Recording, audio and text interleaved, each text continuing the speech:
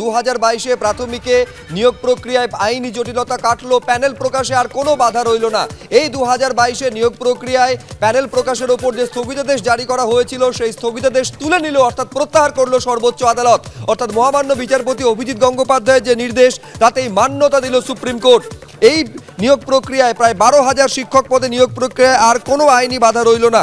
আপনারা জানেন যে 2022 সেপ্টেম্বরে প্রাথমিকে নিয়োগ প্রক্রিয়ায় প্রায় 12,000 শিক্ষক নিয়োগের বিজ্ঞপ্তি দেয় রাজ্য। প্রথম বিজ্ঞপ্তিতে জানানো হয় যারা ডিএলএড এর প্রশিক্ষণ নিচ্ছেন তারাও নিয়োগে অংশ নিতে পারবেন। পর্ষদের ওই সিদ্ধান্তের বিরুদ্ধে হাইকোর্টে মামলা দায়ের হয়। 2022 সেপ্টেম্বরে বিচারপতি অভিজিৎ গঙ্গোপাধ্যায় পর্ষদের সিদ্ধান্তেই মান্যতা দেন। 29 সেপ্টেম্বর প্রাথমিক স্কুলে শিক্ষক নিয়োগের বিজ্ঞপ্তি জারি করে প্রাথমিক শিক্ষা পর্ষদ। 2023 এপ্রিলে ওই বিজ্ঞপ্তি খারিজ করে দেয় হাইকোর্টের ডিভিশন বেঞ্চ।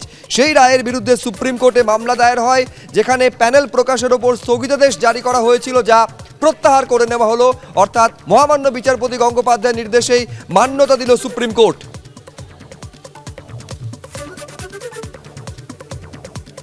আরেকবার আপনাদের বলবো, নিঃসন্দেহে সপ্তাহের শুরুতে নিয়োগের ক্ষেত্রে একটা সুখবর যে 2022 প্রাথমিকে নিয়োগের যে নিয়োগ প্রক্রিয়া সেখানে জটিলতা কাটলো, আইনি জট মুক্ত হলো। বিচারপতি গঙ্গোপাধ্যায়ের নির্দেশেই মান্যতা দিল সর্বোচ্চ আদালত। 2022 প্যানেল প্রকাশে যে স্থগিতাদেশ ছিল তা প্রত্যাহার করে নিল সুপ্রিম কোর্ট।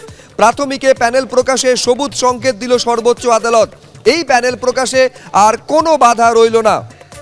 ফলত প্রায় 12,000 শিক্ষক পদে নিয়োগের যে বিজ্ঞপ্তি সেখানে আর কোনো আইনি জটিলতা থাকলো না। এই 12,000 শিক্ষক পদে নিয়োগের বিজ্ঞপ্তি 2022 সেপ্টেম্বরে জারি করে রাজ্য।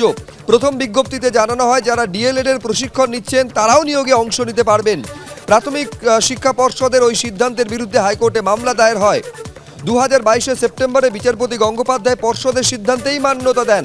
29 সেপ্টেম্বর প্রাথমিকে শিক্ষক নিয়োগের যে বিজ্ঞপ্তি তা জারি করে প্রাথমিক শিক্ষা পর্ষদ। 2023 এপ্রিলে ওই বিজ্ঞপ্তি খারিজ করে দেয় হাইকোর্টের ডিভিশন বেঞ্চ।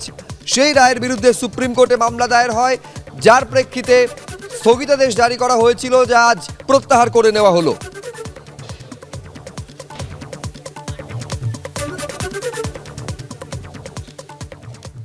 রাহুল গান্ধীকে কুকথা, একাধিক থানায় অভিযোগ দায়ের করলো কংগ্রেস। একই সঙ্গে এর জন্য রাহুল গান্ধী সমালোচনা করেছেন, নিশানা করেছেন তৃণমূলের রাজ্য সাধারণ সম্পাদক কুণাল ঘোষ। একই সঙ্গে প্রদেশ কংগ্রেসকেও এক হাত নিয়েছেন তিনি।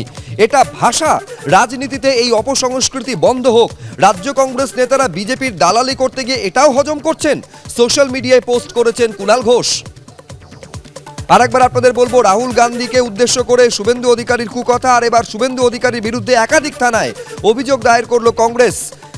রাহুলকে কুকথা বলায় শুভেন্দু অধিকারীকে তীব্র আক্রমণ করেছেন কুণাল ঘোষ। একই সঙ্গে প্রদেশ কংগ্রেসকেও আক্রমণ করেছেন তৃণমূলের রাজ্য সাধারণ সম্পাদক। তিনি বলছেন, এক্স হ্যান্ডেলে পোস্ট করতে গিয়ে কুণাল ঘোষ বলছেন এটা ভাষা, রাজনীতিতে এই অপসংস্কৃতি বন্ধ হোক।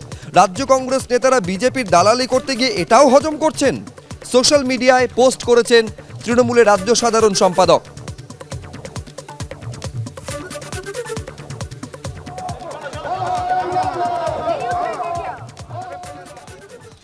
গত 4 দিন ধরেই একই প্রশ্ন করে যাচ্ছেন, রাহুল গান্ধী কে? হরিদাস পাল